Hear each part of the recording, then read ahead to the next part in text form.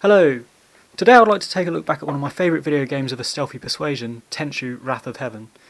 Now, the Tenchu series is something that got me right from the very moment I discovered it. You know, being a somewhat Japan-obsessed Westerner, the prospect of creeping around rooftops with a ninjato and a grappling hook, assassinating people, pretty much epitomises my idea of fun. In general, however, the Tenchu series it's not just awesome because it caters to, Japanese culture geeks, but it really did set a precedent for the field of video games and it departs from, decades of existing, ninja genre titles in two important ways. Firstly, and most importantly, it's a game that actually employs stealth as a governing factor of gameplay. And this seems obvious, but it's something that a lot of ninja games up until this point just didn't really do. They were more like, beat 'em ups or fighting games. And secondly, Tenchu, for my part, I feel that Tenchu really succeeds in historical contextual accuracy, to a point.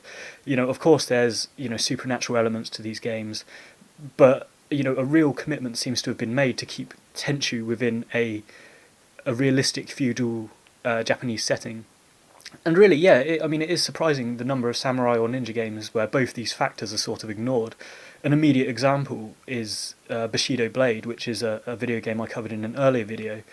And, in that game you play as ninjas and samurais, but it kind of mixes up a feudal Japanese setting with modern day environments and equipment like guns, and, you're fighting on skyscrapers and stuff.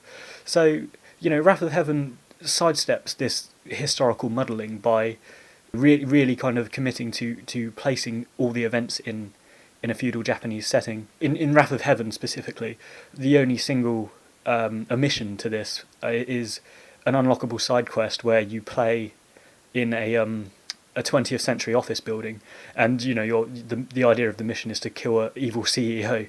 But in this instance, that's kind of okay because it's detached from the main storyline, most importantly, and it is really just a sort of tongue-in-cheek Easter egg that you can unlock, rather than a sincere plot device. A final, perhaps more minor, but still quite significant in my eyes, precedent that Tenchu set as a series was the ability to operate on a vertical axis with the grappling hook. And this allowed you to run around on rooftops and quickly get from point A to point B on a vertical scale as well as a horizontal one. And this sounds like a given these days, but if we look at the series as a whole, this was implemented in 1998 in Tenchu Stealth Assassins, the first game, and that was just simply awesome to be able to do. And one of the main draws for me as a gamer was the ability to kind of operate in this relatively open and free roaming way. And, again, to this day, this is something that Tenchu has maintained, and one of the things that Wrath of Heaven has maintained. So anyway, sort of moving on from this preamble, I've sort of jumped in the deep end here and started talking about gameplay already, but I think it's really important to understand and maybe appreciate what the Tenchu series as a whole did bring to the table. And the reason Wrath of Heaven is so significant and important to me is I feel that these explorative Japanese environments and this creative stealth gameplay was brought to an unprecedented new level thanks to the upgraded graphics and mechanics available in the PlayStation 2.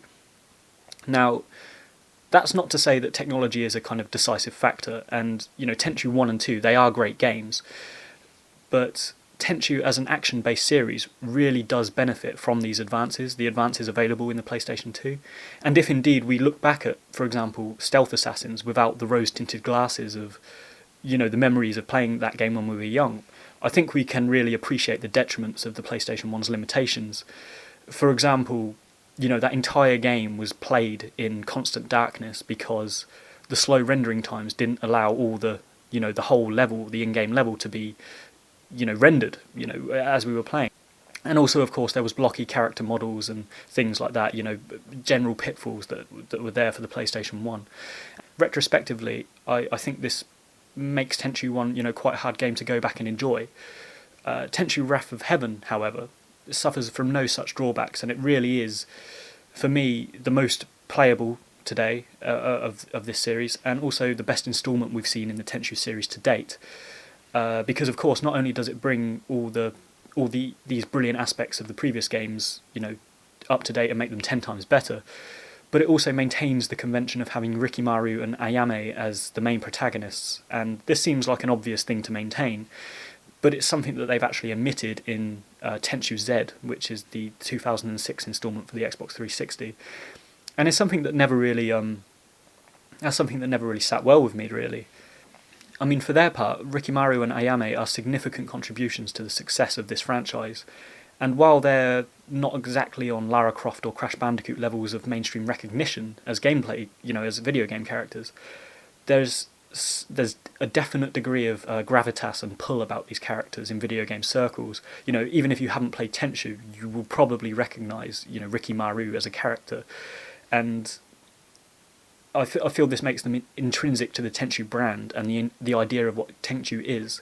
So to omit them seems illogical, and almost it makes Tenchu Z seem like a standalone game or a spin-off from the main canonical series, really. Just digressing very slightly on this point, there seems to be a growing trend in adding character customization and RPG skill-building elements to games, and while this is both liberating and more involving for gamers, it can also, to an extent, I think, be a detriment to a game and damage the integrity of a title, particularly with a well-established title like Tenchu, and as I mentioned in an earlier video, games like Tekken, where customization is, increasingly available. Now, don't get me wrong, I do love RPGs, I love character-building games like Elder Scrolls, I'm a massive fan of that series. I've recently started playing Dark Souls 2, which is why I haven't posted in ages, and these games where customization is readily available, is fantastic because it's intrinsic to the story and gameplay, and most importantly, they've been intrinsic to the games, since they were first, came about. Tenchu and Tekken, on the other hand, have they have an established set of dynamics, characters, and storylines. So it's very odd to see these games take a complete U-turn from what everyone is expecting and loves about them, and trying to turn them into an RPG or something slightly different just because these are popular sort of trending mechanics for a game to have. Anyway, moving on to discuss Wrath of Heaven proper. This is a game that not only maintains Rikimaru and Ayame as central characters, but it introduces them in style with an epic opening montage, which is absolutely amazing and is definitely worth prefixing this talk with. The opening theme song, Fate Sadame, by Noriyuki Asakura, it's a fantastic piece of music, and it's one of the best, in fact, that to this day I've heard come out of the video game industry. And I would put it on a par with Koshiro's Streets of Rage opening theme, which is of course a profound, groundbreaking piece of music. And of course Nobuo Uematsu, who done the Final Fantasy scores. I would put it on that, that sort of level. And the accompanying video, of course, it's not only beautifully rendered, but it really establishes the character and context of this game, and also the pace of the game as well, because it is, basically 3 whole minutes of action. And this is good because realistically, a lot of people would be coming to this series for the first time. It was the first and only installment of Tenchu on the PlayStation 2. So, just having this 3 action-packed minutes of introduction, that it just threw everything in place for them. And there's no real reason to have known what happened in the first and second games to understand who's who and what's what. The introduction, it builds the world, and excusing a couple of dialogue references later on in the game, you can pretty much just play through Wrath of Heaven, filling in the blanks as you go. A final note on the music is that even though it's fast-paced and complements the action, it still has a very distinct period sound of Edo Japan. And, we hear this via the wooden claves and that make that clacking sound, and, the biwa, which I believe is, the lute, the string instrument that you hear in a lot of traditional Japanese music. And this creates a beautiful contextual atmosphere and bleeds very well into the more fast-tempoed action music. And this continues, throughout the rest of the game, and it helps augment both the traditional setting and, the action sequences, that take place later on. Now, for all this talk of historical accuracy and context, I do of course mean this relatively speaking and by the standards of video games. The most glaringly obvious quasi-fiction that you encounter in Tenchu is, of course, the fact that you assume the role of a ninja, and these are themselves entities subject to ongoing historical debate. No one's sure if they actually existed or not. And secondly, and I mean this as a positive, the game's action sequences and gameplay are lifted right out of Japanese pop culture. The death sequences with blood spraying everywhere, the freshly slain foes kind of hovering for a moment before they fall over, the sound effects of the swords clashing and, you know, cutting through flesh. These aspects of the game are straight out of a Kurosawa movie. I mean, on top of this, you have, you know, the ninja smoke bombs and the sorcery and the magical elements and, you know, an array of things that really are kind of lifted out of, you know, the cinematic culture of Japan. But as I say, you know, I feel all of this works in Wrath of Heaven's favour because these are enduring facets of Japanese, you know, culture, and, you know, everyone, particularly in the West, kind of loves and relates to these, and it really is I believe the best translation we've seen of that particular aspect of Japanese culture into video games that we've seen to date. So overall, this is a completely positive dynamic, the whole, you know, cinematic inspiration that Tenchu has. In fact, the only place I really feel Tenchu does fall down in terms of accuracy, and this is sort of a minor gripe because, you know, aesthetically and historically it is very, you know, very concise, very accurate. But the guards, through a large portion of the game, starting with mission 1, you know, where you have to kill the merchant, they appear to be samurai, and historically speaking, there's no way that the military class, you know, essentially the burgeoning nobility of feudal Japan, there's no way they'd be working on guard duty for anyone, you know, let alone a merchant. And, you know, this may have been intentional because the samurai are quintessentially a Japanese symbol, and the Ashigaru, who were the actual low-ranking military order, you know, the foot soldier of Japan, they just wouldn't have looked or come across remotely as interesting as having, you know, fighting against samurai and executing samurai, I suppose. I suppose, you know, having a feudal Japanese game without a samurai in it, you know, might have come across as a bit weird, really. So, you know, I can sort of understand why they would have been included.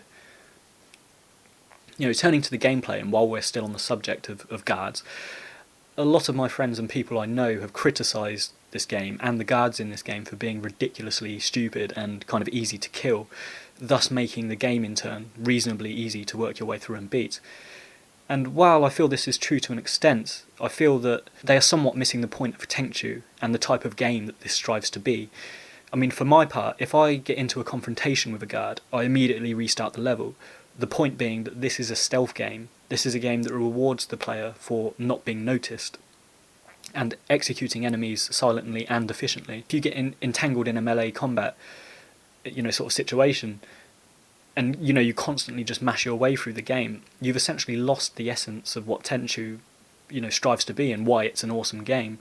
And you also miss out on a lot of things, chiefly learning new abilities, which you get after achieving a number of stealth kills in a certain level.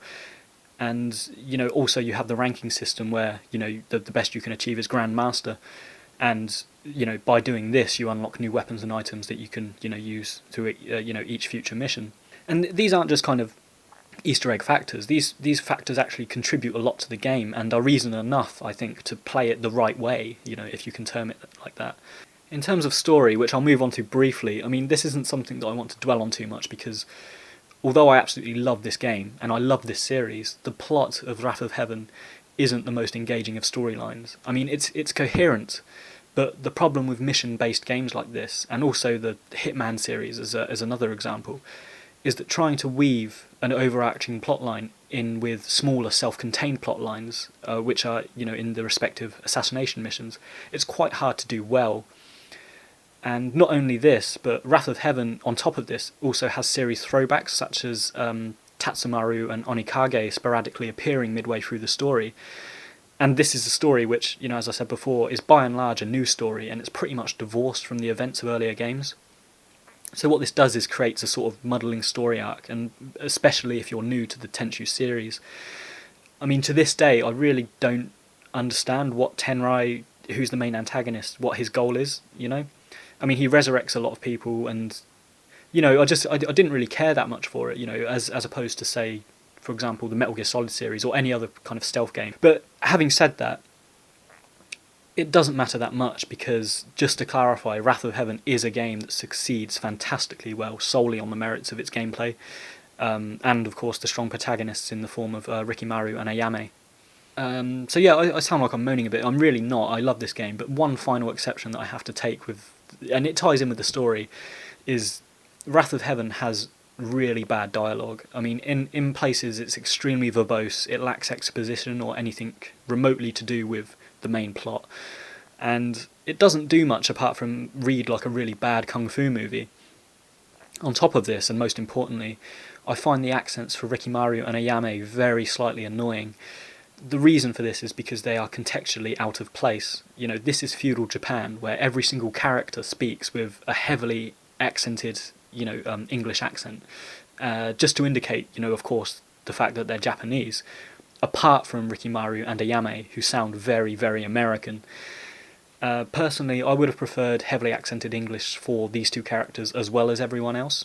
Firstly, just for consistency, but also because, in having it how it currently is with the two American accents and then everyone else Japanese, it creates this almost Hollywood movie dynamic where the hero has to be American and the antagonist has to be the foreign other.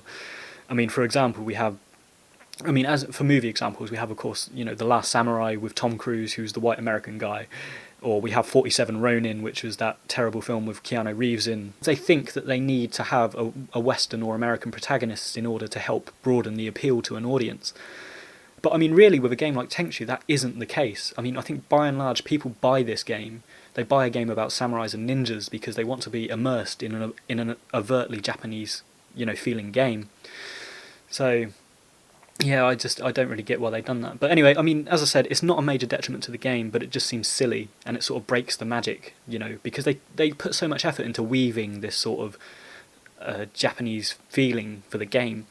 It sort of breaks the spell of that a little bit. But anyway, moving swiftly on, I want to talk about the bad guys, because someone once told me that a movie is only as good as the main antagonist.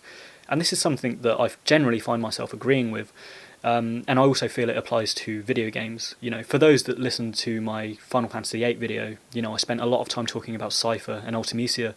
And of course, in my early Tekken videos, I spent a lot of time talking about Kazuya and Heihachi. And because, I believe that, I believe, if you have a good foe, a good, bad guy in place, it really propels the game forward. And, and they tend to be more interesting anyway than a sort of blank slate hero. The bad guys in Tenchu are no exception to this rule of having, awesome bad guys. And although not much narrative background is offered for them, because they are, they're in-game, in the narrative, they are basically lords of darkness that have been summoned by the evil sorcerer Tenrai.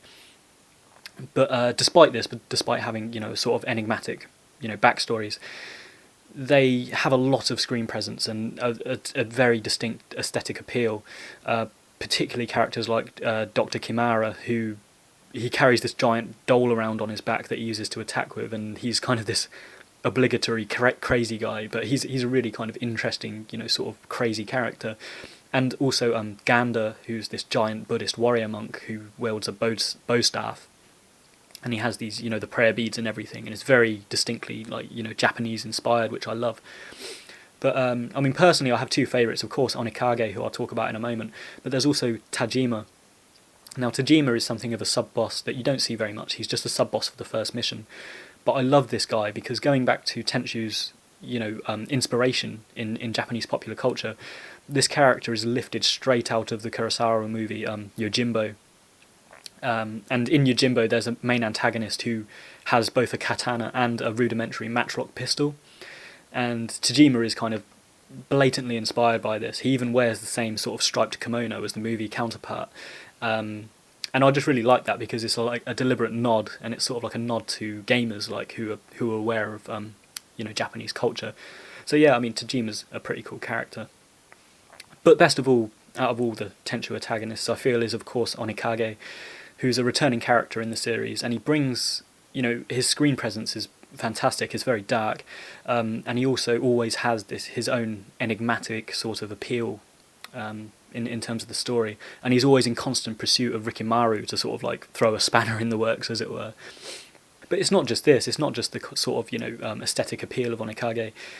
He's also, in my opinion, the best example of combat choreography we see in Wrath of Heaven, because all of the characters have fighting styles that are based on real life fighting styles, mainly Shotokan karate, but Onikage is the best example of this, and the choreography done by Sho Kazugi and his son, because Onikage generally fights without a weapon, so we get to see the full spectrum of hand-to-hand combat and the fluidity of the movements, and it's even for PlayStation 2 and even today, it's very realistic looking combat, which is frankly brilliant, and it adds a lot to the appeal that Onikage has. Now, lastly, regarding the last boss, Tenrai, I didn't mind him. He seems to conform to this very Japanese convention of having an old evil man, as the main antagonist, the main guy messing everything up. And he really actually reminds me aesthetically of Ichimonji, which is the aging warlord in the 1985 film Ran, which is another Kurosawa film actually, and it's basically a samurai film about a crazy old warlord who brings his kingdom crashing down around him. I believe it's inspired by Shakespeare's King Lear. It's absolutely brilliant, but again, this is a very overt nod to Japanese popular culture, and that made me sort of like Tenrai. But aside from that, there's not much to him really. Outside of the main antagonist, the cast is pretty solid. I mean, we have the Azuma clan, Lord Goda and co, and the secret character Teshu, and all of these are kind of great additions to the game. I feel that Teshu in particular is a great unlockable character because his gameplay mechanics and moveset are really unique, and what this does is it creates 3 unique playable characters and 3 unique playable storylines to follow. So, not every game really manages to do that. If you have a few characters available in a game, you will by and large play the same sort of storyline, but Wrath of Heaven really mixes it up. It gives a degree of longevity, replayability, and originality to every playthrough that you do, and I think that's a great testament to the game. They also throw in a lot of weird little changes, such as replacing human bad guys with Japanese Oni demons at some point throughout the game, and weird spirits and things like that. And in one level, I actually remember you have to kill off a horde of zombies, and there's zombie samurais kind of running around. So it kind of adds this interesting turn of events, and each level is unique, and the level design and combat style and the way you play each level in this game is very unique, and it stops the game from getting quite dull and repetitive. So I mean, the only drawback really with any of the levels was the Buddhist temple level, because it's such an epic maze of a mission. I really get quite vexed with it. But saying that, I mean vexed in a good way, like the game is actually challenging me, rather than giving up on the game sort of vexed. It's a good sort of frustration that you get from this game.